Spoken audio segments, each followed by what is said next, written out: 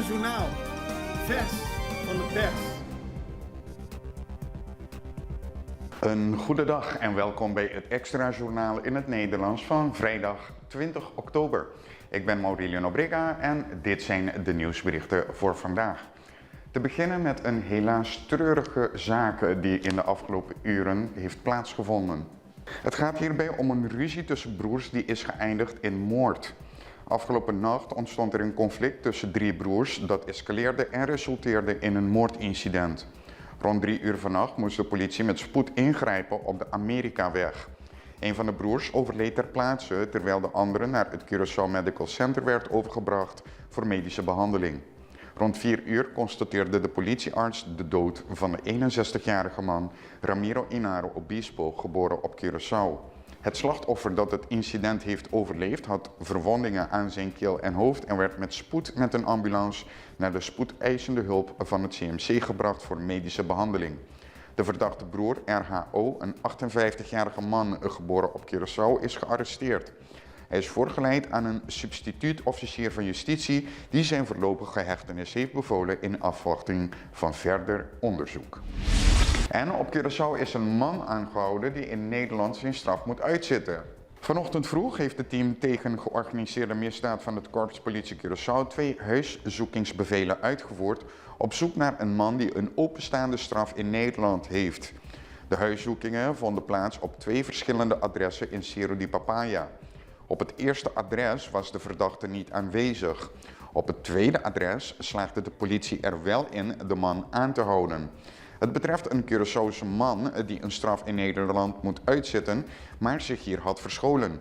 Het gaat om een straf die hij sinds 2010 had moeten uitzitten. Nu hij is aangehouden, zal het proces voor zijn uitlevering aan Nederland worden gestart, zodat hij daar zijn gevangenisstraf kan uitzitten.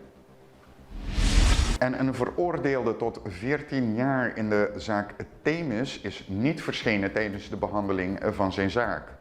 De zaak rond de beklaagde R. Lucas, die eerder is veroordeeld tot 14 jaar gevangenisstraf in de zaak Themis en zijn vonnis in hoger beroep heeft aangevochten, werd gisteren behandeld tijdens de preliminaire zitting. De beklaagde koos ervoor zelf niet aanwezig te zijn en werd vertegenwoordigd door zijn advocaat Athena Sulvaraan.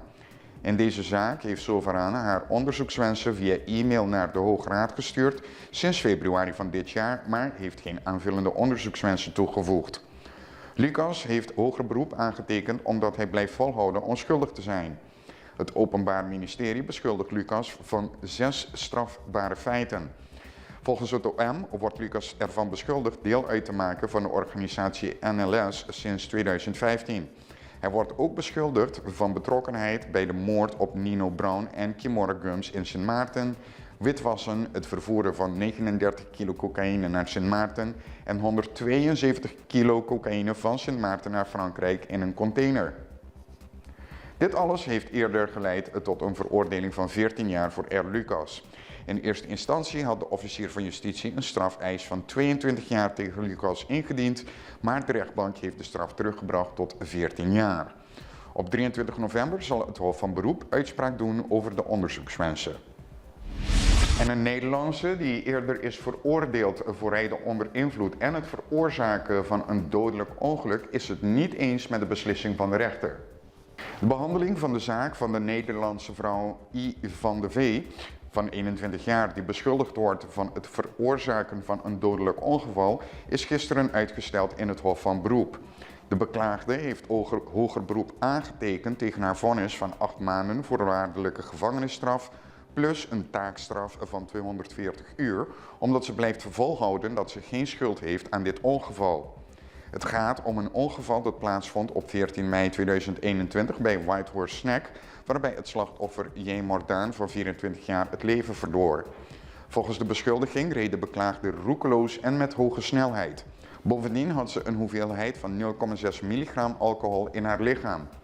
2 maanden voor het ongeval vond er al een alcoholcontrole plaats waarbij de politie de beklaagde aanhield bij Marie Pampoen. Tijdens die controle werd een aanzienlijke hoeveelheid alcohol in haar lichaam aangetroffen. Maar in veel verkeerszaken en in dit geval kan er niet gesproken worden van opzettelijk handelen en daarom kunnen er geen zware straffen worden opgelegd. Vanwege deze omstandigheden eiste de officier van justitie een gevangenisstraf van 8 maanden voorwaardelijk, plus 240 uur gemeenschapsdienst en ook 2 jaar ontzegging van haar rijbewijs, wat de rechtbank eerder toekende. Maar de beklaagde was niet tevreden en tekende hoger beroep aan. De zaak werd gisteren niet behandeld en zal op een andere datum worden voortgezet. En benadeelde klanten van Enya kunnen samen gaan optrekken in een rechtszaak die op dit moment wordt voorbereid. Een groep gepensioneerden en verzekerden van het bedrijf Enya heeft zich woensdagavond verzameld in de wijk Janwee om informatie te krijgen over de ontwikkelingen rondom Enya. Zoals bekend heeft de regering van Curaçao besloten om over te gaan tot gecontroleerde liquidatie van Enya Leven. Zo kwam naar voren dat de centrale bank 2 klachten heeft ingediend. Eén in 2018 en een ander in 2019 bij het Openbaar Ministerie. Wat betreft de schadevergoeding werd uitgelegd dat het niet mogelijk zal zijn om pensioenen te betalen aan een selecte groep gepensioneerden uit de 50.000 klanten. Er werd ook stilgestaan bij de stappen die de regering heeft genomen om het probleem op te lossen. Advocaat Alice Blok sprak over de ingediende klachten, de strafrechtelijke verantwoordelijkheid en de procedure volgens de wet. En hiermee gaan we even naar de reclame, dadelijk zijn we terug. Censo tá 100% anônimo. Ni CBS, ni e encuestador que tá visitado, no que sa direito de família em particular. Mas bien, não tá interessado para coletar informação de totalidade, para criar vista correto e exacto de Curaçao su hogar e habitante nan. Para instância na Curaçao, hanya bom data, com qual não por tomar decisão informar. Para nosso país por planificar e desenvolver melhor. Por exemplo, quanto gente empregada e desempregada tem, den qual barrio, quanto gas mister de corrente e quanto tem painel solar. Ora acaba de coletar dados e suma den cifra total, tá desassi de tour informação individual. Família cooperar sa com censo 23 tá pahanha vista total e anônimo. PCI e família aqui tá cooperar. Abo dambe? Panosa com nos tá. En we gaan verder met het extra journaal. De rechtbank heeft een openstaande schuld van FKP-huurders behoorlijk verlaagd. De schulden en rente die Fondation Fiança Popular en Fondation Cas Popular, die van huurders van FKP worden geïnd, zijn volgens redelijke en billijke normen onaanvaardbaar. FFP maakt deel uit van FKP en verstrekt borgstellingen, zodat mensen een huis kunnen kopen of bouwen. In dit geval heeft FFP een zaak aangespannen tegen 12 personen die hun schulden nog moeten afbetalen. In al deze gevallen heeft FFP in de jaren 80 en 90 borgstellingen verstrekt aan deze 12 personen, zodat ze huizen konden bouwen. De rechter geeft nu echter aan dat het de verantwoordelijkheid van FFP was om de betalingen van deze mensen op een passende manier te innen. Als voorbeeld werd genoemd dat een schuld van 14.300 gulden die niet is betaald volgens FFP 50.000 gulden zou moeten zijn. De rechter heeft besloten dat dit bedrag 14.300 gulden blijft. Naast de te betalen verminderde bedragen is besloten dat de rente vanaf 1 januari begint te lopen en wordt er 375 gulden aan kosten per zaak berekend. En de stookolie die in de tanks van Bullebye zit opgeslagen wordt op 1 november aanstaande geveild. Op woensdag 1 november aanstaande zal de veiling van 496.028 vaten stookolie uit de tank van de Curaçao Oil Terminal plaatsvinden. Het gaat om de stookolie die afkomstig was van de Caribbean Petroleum Refinery, maar deze werd verbeurd verklaard in een zaak tegen de Curaçao Refinery, afgekort RTK, toen zij nalatig waren met hun huurbetaling. De deurwaarder heeft alles voorbereid voor deze openbare verkoop die zal plaatsvinden op de genoemde datum, namelijk 1 november.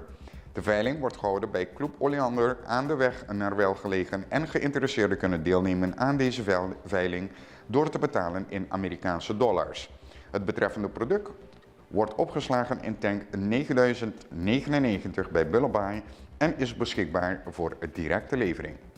De deurwaarder meldt dat zowel de verkoper als de deurwaarder het recht hebben om de deelname van een partij in deze veiling te weigeren als er redelijke vermoedens bestaan van onrechtmatig handelen. Alle deelnemers moeten zich identificeren en kunnen worden verzocht om een bankgarantie. Na afloop van de veiling is de koper verantwoordelijk voor de opslagkosten en draagt hij tevens het risico. De koper moet ook zelf voor het regelen van een tanker zorgen voor het transport van het product. De veilingvoorwaarden zijn verkrijgbaar bij het kantoor van de deurwaarder Ramazan aan de Rodeweg 159 in Otrabanda. En er komt een zogenoemde leerhotel op Curaçao en ondertussen is daarvoor een akkoord getekend door de betrokkenen. Gisteren vond de ondertekeningsceremonie plaats van een samenwerkingsovereenkomst tussen ROC Mondriaan, het schoolbestuur Dienst Openbare Scholen, het Rooms-Katholiek Centraal Schoolbestuur en de Universiteit van Curaçao Dr. Moises da Costa Gomes. Het doel van de overeenkomst is om de samenwerking te formaliseren in het kader van het leerhotel Parasasa Hotel Curaçao. De belangrijkste voorwaarden die in de overeenkomst zijn vastgelegd zijn samenwerking, betrokkenheid, verantwoordelijkheid en transparantie. De ondertekeningsceremonie werd bijgewoond door de minister van Onderwijs, de heer Citré van Heijdorn, en minister Ruth de l'Harmonie Cecilia namens de minister die belast is met economische ontwikkeling, Rui Sandro Seintje. Tijdens de ceremonie kregen de aanwezigen de gelegenheid om de eerste modelkamers te bekijken die een voorproefje gaven van wat te verwachten is wanneer het leerhotel Parasasa Hotel Curaçao zijn deuren opent om zijn eerste gasten te verwelkomen in het eerste kwartaal van 2024.